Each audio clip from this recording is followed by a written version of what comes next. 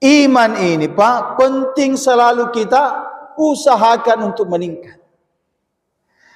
Karena dia adalah kekuatan rohaniat yang akan menggerakkan kita untuk bisa melaksanakan perintah-perintah Allah. Bukan hanya itu, bukan menjadi kekuatan rohaniat yang bisa membuat kita menjalankan perintah Allah, tetapi juga menjadi kekuatan rohaniat yang bisa membuat kita meninggalkan larangan-larangan Allah Subhanahu wa taala. Karena ada orang itu, Pak, ada orang dengan imannya dia bisa melaksanakan perintah Allah taala. Bisa sholat, bisa puasa sunnah, bisa yang lain-lain. Tetapi dia belum punya kekuatan iman untuk bisa meninggalkan kemaksiatan di dalam kehidupannya. Kan seperti itu. Kita bisa ibadah, tetapi juga belum bisa meninggalkan kemaksiatan. Berarti kita perlu terus meningkatkan keimanan kita, sehingga keimanan kita bisa mendorong kita untuk melaksanakan perintah-perintah Allah Ta'ala dan mendorong kita untuk meninggalkan larangan-larangan Allah Subhanahu wa taala. Maka Nabi sallallahu alaihi wasallam mengajarkan kepada para sahabat untuk senantiasa perlu hari-hari setiap waktu meningkatkan dan memperbarui iman-iman mereka. Jadidu imanakum. Perbaruilah iman-iman kalian. Wah, diperbarui, Pak. Bagaimana caranya? Kaifa nujadil iman ya Rasulullah? Bagaimanakah cara kami meningkatkan, memperbarui iman kami? Aksiru min qauli la ilaha illallah. Perbanyak zikirkan, perbanyak bicarakan tentang la ilaha illallah. Tentang keagungan Allah, tentang kebesaran Allah, kehebatan Allah, sifat-sifat Allah, sehingga setiap hari kita semakin dekat dengan Allah Subhanahu wa taala. Karena orang yang setiap hari dekat dengan Allah, maka pasti dia akan mudah mengamalkan perintah Allah, karena selalu rindu dekat dengan Allah melalui amal-amal, dan dia akan senantiasa mudah meninggalkan larangan-larangan Allah Subhanahu wa taala karena didorong oleh rasa takut kepada Allah Subhanahu wa taala. Ini penting sekali.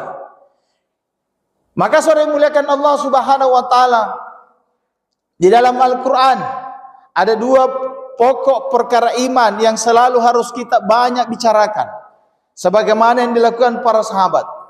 Yang pertama, tu'minuna billahi wa bil yaumil akhir, yaitu senantiasa kita bicara tentang Allah tadi, tentang keagungan kehebatan Allah Subhanahu wa taala, tentang sifat-sifat Allah Subhanahu wa taala. Dan yang kedua, senantiasa kita bicara tentang kampung akhirat. Bicara tentang kampung akhirat. Kampung akhirat ini, Pak, mulai sekarang seharusnya kita sudah mengenal kampung akhirat. Karena akhirat itu dicerita oleh Allah Subhanahu wa taala dan Nabi sallallahu alaihi wasallam dalam Al-Qur'an dan hadis-hadis baginda Nabi sallallahu alaihi wasallam untuk memberitahukan kepada kita tentang kampung akhirat. Para sahabat, karena mereka begitu yakin dengan kampung akhirat, sehingga ketika akhirat dicerita, maka mereka pasti akan merasa ketakutan dan mereka akan menjadi bersedih dan mereka rindu untuk jumpa dengan Allah Subhanahu wa taala. Sayyidina Utsman ketika dicerita akhirat yaitu kubur, maka dia akan bersedih. Sedihnya kenapa? Takut dengan keadaan kubur.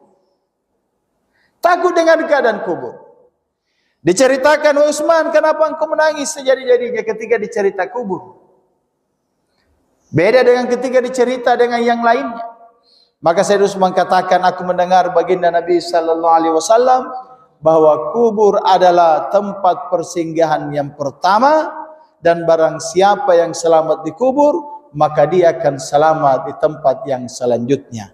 Dan kubur adalah salah satu daripada taman-taman sorga dan salah satu daripada lubang-lubang api neraka. Itulah yang aku takutkan. Coba lihat.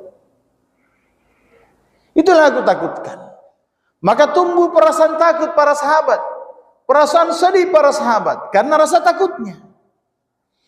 Kenapa? Saking mengenalnya yang namanya kampung akhirat. Kenapa saudara muliakan Allah Ta'ala tumbuh perasaan seperti itu para sahabat? Kata alim ulama, karena para sahabat hari-hari bicara tentang kampung akhirat. Maka saudara muliakan Allah Ta'ala, ini penting sekali untuk kita senantiasa banyak bicara tentang kampung akhirat. Kenapa? Karena ini akan kita mau datangi. Ini yang pasti akan kita datangi. Maka saudara muliakan Allah Subhanahu wa taala, inilah yang penting senantiasa kita ulang-ulang. Bicara tentang kebesaran Allah, bicara tentang la ilaha illallah, dan bicara tentang kampung akhirat. Maka